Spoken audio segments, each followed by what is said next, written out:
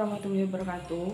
Perkenalkan, nama saya Tri Oktavia Ananda, NIM 201191676, Prodi Pendidikan Agama Islam, Fakultas Tarbiyah dan Keguruan, Universitas Islam Negeri Sultan Taha Saifuddin Jambi.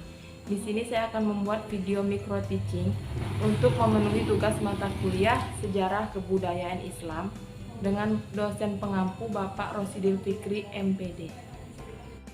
Kakak akan menjelaskan apa itu sejarah kebudayaan Islam pada masa dinasti Bani Umayyah.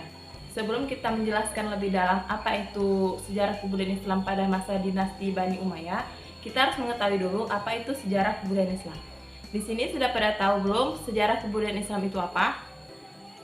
Oke, kakak akan menjelaskannya. Sejarah kebudayaan Islam itu dapat disimpulkan bahwa yang dimaksud dengan sejarah Islam adalah berbagai peristiwa atau kejadian yang benar-benar terjadi yang berkaitan dengan pertumbuhan dan perkembangan agama Islam dalam berbagai aspek. Langsung kepada masa dinasti Bani Umayyah. Sedikit kakak akan menjelaskan sejarah tentang dinasti Bani Umayyah. Sebelumnya, sudah pada tahu apa itu dinasti Bani Umayyah atau sejarahnya pada tahun berapa? Langsung saja, beberapa tahun setelah Tahkim Khalifah terbunuh, tepatnya pada 19 Ramadan 40 Hijriah atau bisa disebut juga dengan 670 Masehi. Sebagai penggantinya dipilihlah anaknya sebagai khalifah, yaitu Hasan bin Ali. Namun berkat kecerdikan Muawiyah, kekuasaan khalifah jatuh ke tangan Muawiyah melalui jalur diplomasi. Peristiwa ini juga dikenal dengan sebutan Amul Jamaah atau disebut juga dengan Tahun Persatuan. Nah, peristiwa ini mengukuhkan Muawiyah sebagai khalifah dan menandai berdirinya dinasti Bani Umayyah. Jadi, kakak akan menjelaskan ada 14 khalifah yang terkenal pada masa dinasti Bani Umayyah. Nah, ada 4 penguasa yang paling menonjol pada masa dinasti itu. Kalian tahu apa? Yang pertama, ada yang paling berjasa yaitu Muawiyah I atau disebut juga dengan Muawiyah bin Abi Sofyan. Yang kedua ada Abdul Malik. Ketiga ada Walid I atau disebut dengan Walid bin Abdul Malik. Yang keempat ada Umar II. Umar II ialah Umar bin Abdul Aziz. Selanjutnya ada sebab-sebab keruntuhan dari dinasti Bani Umayyah. Yang pertama ada sistem pemilihan khalifah melalui garis keturunan atau disebut juga dengan monarki hereditaris, merupakan sesuatu yang baru bagi bangsa Arab. Selanjutnya, yang kedua, ketidakcakapan beberapa khalifah dalam memimpin dan mengelola pemerintahan. Yang ketiga, ada persaingan antara Arab Udariyah dengan Arab Himariyah.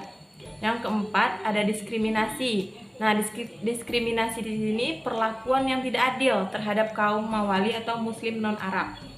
Nah, perkembangan peradaban Islam di sini pada masa dinasti Bani Umayyah ada salah satu penyebabnya. Pertama ada politik dan pemerintahan. Untuk memperlancar jalannya pemerintahan, Muawiyah menciptakan sistem pos atau Diwan Al-Barid. Sistem inilah yang menghubungkan pemerintah pusat dengan pemerintah provinsi. Yang kedua, kebijakan lainnya yaitu pada masa militer. Selain angkatan darat, angkatan laut, model yang ditiru pada masa itu adalah angkatan laut atau disebut juga dengan Bianzium. Selain itu ada juga organisasi kepolisian atau Asyurtoh. Nah, di dalam organisasi tersebut dibentuk semacam brigadir mobil atau disebut juga dengan Nizam al-Ahdas dengan tugas-tugas mirip dengan tentara. Selanjutnya itu seni dan budaya. Nah, seni dan budaya di sini perkembangannya pada masa ini merupakan tahap awal. Nah, tahap awal di sini adalah perkembangan seni dan budaya pada masa sesudahnya, yang meliputi banyak hal mulai dari awal perkembangan seni dan budaya pada masa sesudahnya, yang meliputi banyak hal dimulai dari sastra sampai arsitektur. Nah, di bidang sastra lahir para penyair hebat. Nah, siapa saja penyair hebat di sini? Yaitu pada masa Bani Umayyah ada Al-Farazak, Khatari bin Al-Fujo'ah. Pusat perkembangan sastra ada di Damaskus, Kufah atau Basrah, Mekah, dan Madinah. Sekian penjelasan singkat pada masa dinasti Bani Umayyah. Lebih dan kurang kak mohon maaf. Semoga bermanfaat. Wassalamualaikum warahmatullahi wabarakatuh.